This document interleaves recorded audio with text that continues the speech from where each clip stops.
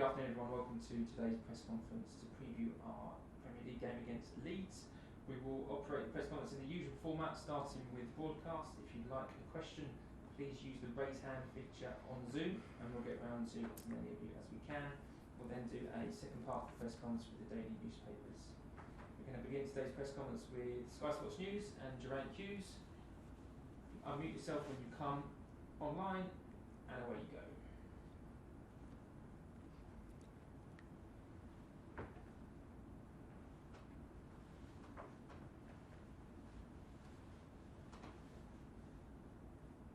Sorry, it was just rejoining. Are you well? Yes, I am. Great stuff. Thanks, Thomas. Thomas, can I just start with sort of an injury update? As I think I did the last time we spoke. You've been hit by a number of unfortunate injuries. Can you give us an update on where you are with those players? Yeah, Trevor Chalobah is still out. Mateo Kovacic obviously out. N'Golo Kante out for tomorrow, and Ben Chilwell. What about Jorginho? Is that looking positive perhaps for tomorrow? Yeah, he did the last 2 training sessions, and I think he will do what he did the last games, play through pain, and do what's needed to be on the pitch.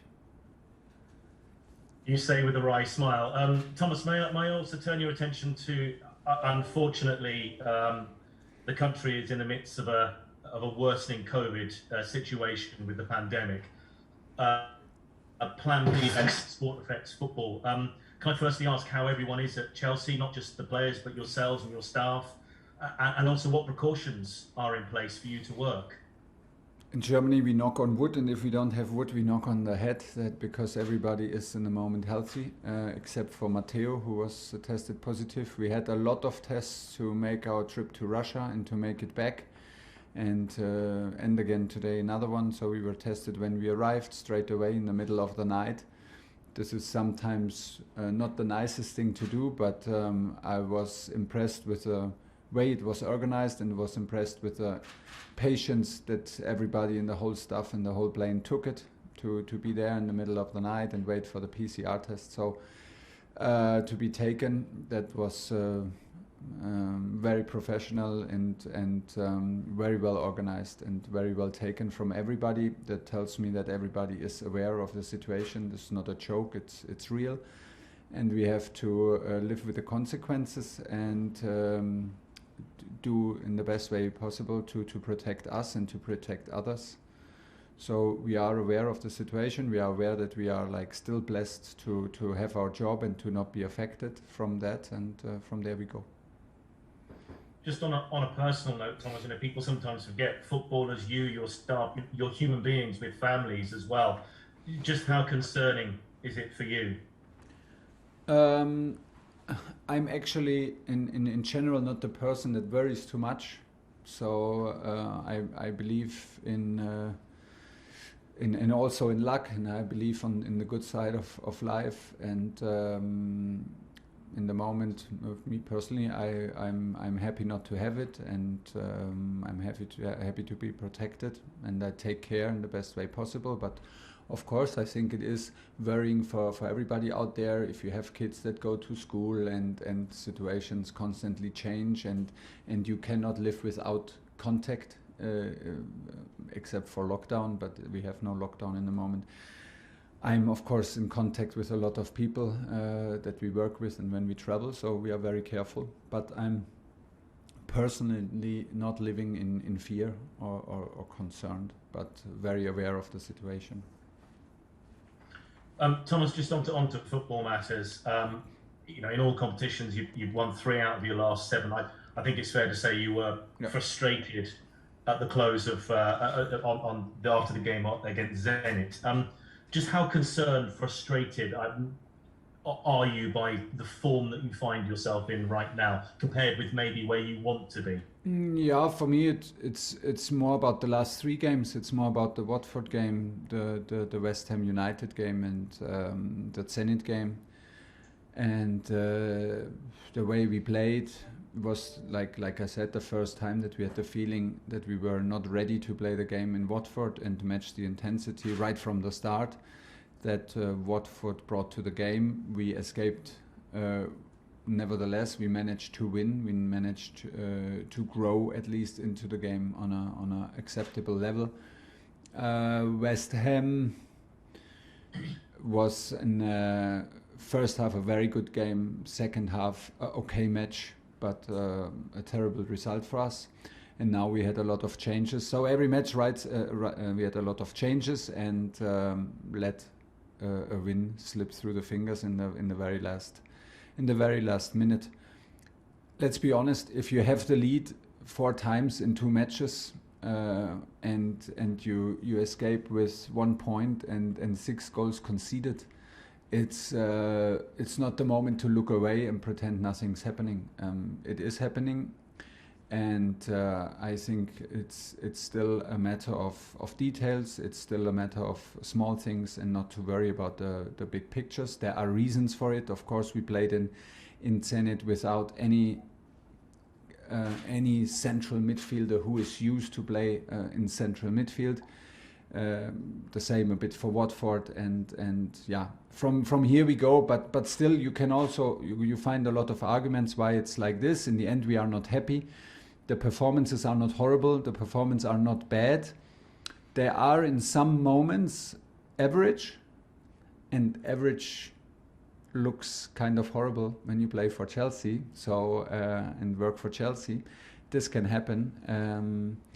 And it's good that it's like this, and it's good that it feels like this, because we try to be on highest level. We try to compete on highest level, so we should not be surprised. Like I said, I have the feeling that we drop from good performances a bit to like normal average performances when we lead. This is very unusual for us, and this should not become common. We learned now hopefully twice from experience, and have the chance to prove it tomorrow. Last one, please, Jerry. Lovely, thanks, guys. Just a very quick follow-up on that, Thomas. I suppose with the Champions League put to bed for a little while, I know this period is busy, but it is Premier League. There is a focus you can have with what you just described there as small problems, details. The fact that there is some consistency in the competition you know what's coming, yeah. You know where you've got to go. Yeah. Can that help you in where you need to get yourself to? Yeah, for sure. Focus always helps, and I think like I said, bad experience sometimes is necessary to really believe in that we need to maybe step up a 5% in level of concentration, in level of support, in level of physical input, and that we cannot drop in any of these subjects when we have the lead, because like I said, the last 2 games were very, very unusual for us in terms of having the lead so many times and losing it and giving it away. It seems that we were also unlucky in these moments. It's like the 2 last goals we conceded. It's maybe goals that you don't concede very often, and still we let them shoot, and still we did not close the shots down, and still we did not take care to minimize the risk of getting hurt with a lucky shot or a lucky punch.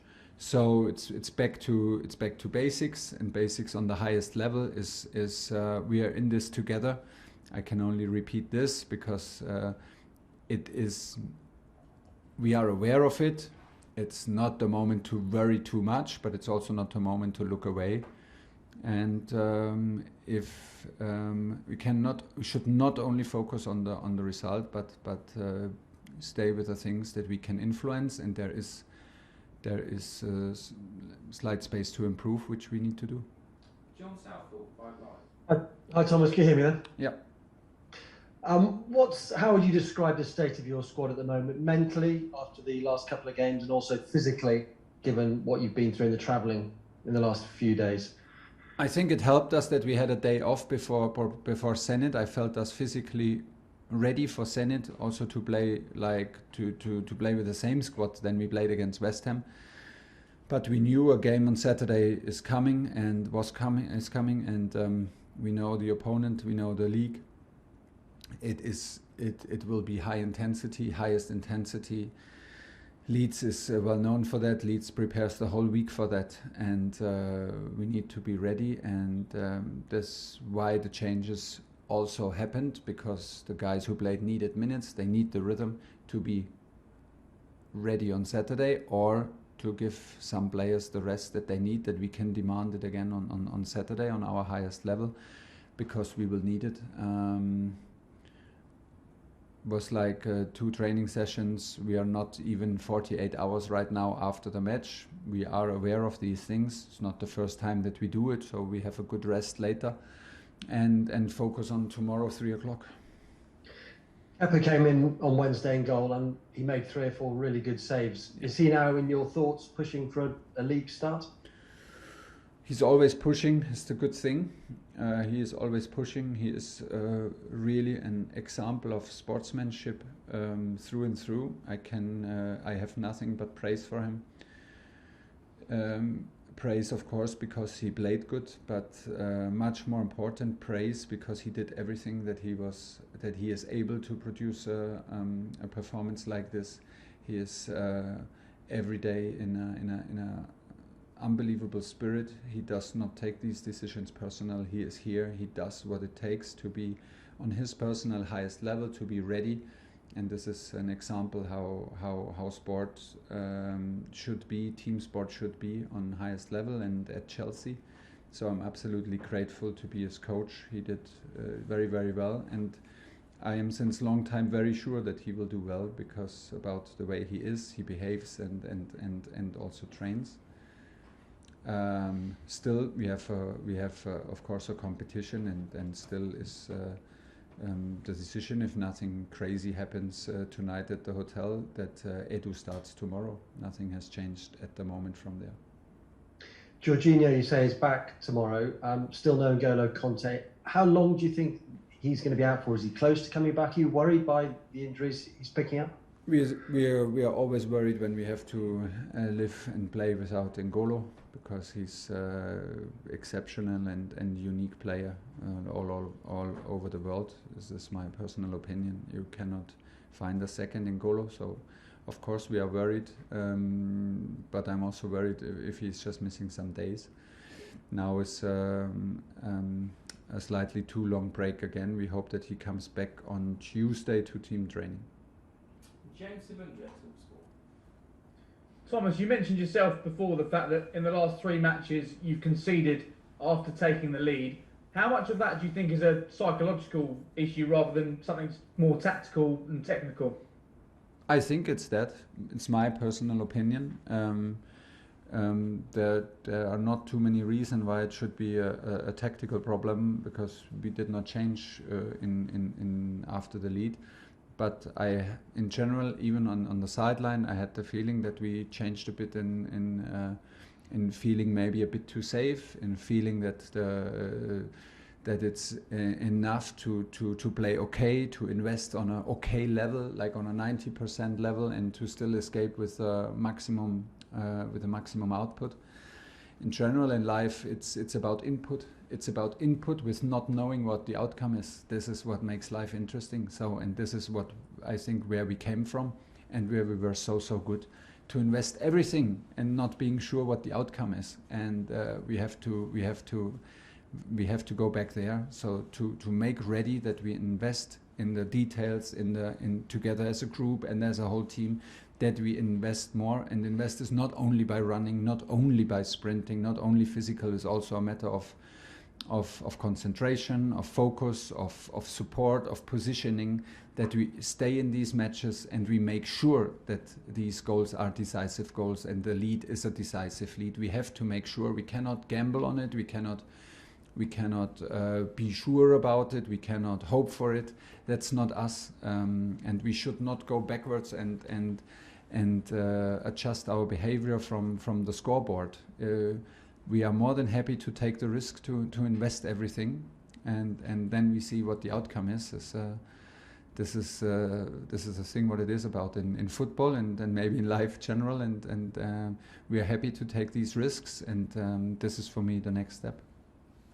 And do a lot of the problems you feel stem from the midfield changes you've had to make due to injuries?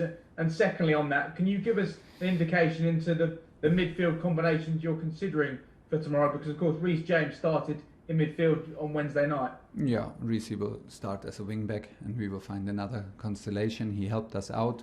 We took the match to see some things, because imagine if something happens tomorrow to Georgie, we need to have a solution, and for that we wanted to see it in real life, and we took the match in Zenit to check out Saul on a different position, to put Reece for his physical impact in the middle of the pitch.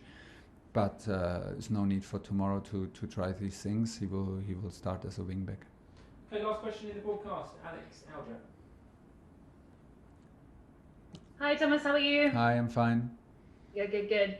You've set the bar so high at Chelsea, but would you say that this is the most challenging time for you since you took over almost a year ago? No, it's for me it's a very short period where like we are a bit like concerned or not happy with how we approach things, or that we have the feeling we can do better on a very high level. I agree. For me, it's not a long period. For me, it started in Watford, but even there we had a lot of changes. So I was like, yeah, but in the way, so I was aware that maybe things look not so precise or look not so smooth or like so well organized.